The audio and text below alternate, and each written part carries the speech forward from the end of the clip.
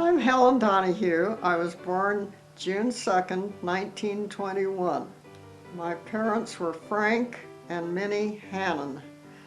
Frank Salathiel Hannon was born in Iowa, and my mother, Minnie Hannon, was also born in Iowa. My grandfather, my father's father, and his family came from Ireland during the potato famine.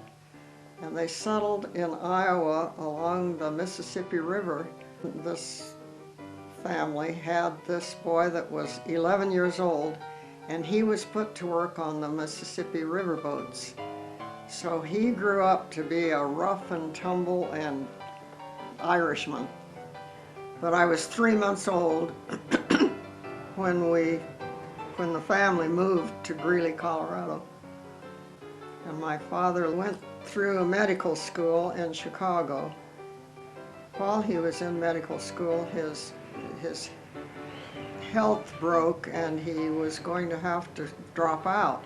And a doctor in that medical school put him on a raw food diet, and he became not a big burly man, but strong and vibrant. My father was practicing medicine, and he was treating families that were working in coal mines, little bitty children and teenagers and parents and grandparents, all working in the coal mines. Then they came to Michigan finally, and I was born, and he had an offer of a teaching job at Greeley, Colorado, and that sounded great.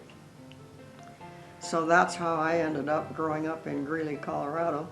Very shortly, he started coming up every summer to the Estes Park. Jack Moomaw was what we would call the superintendent of the park. At that time, he was just the chief ranger.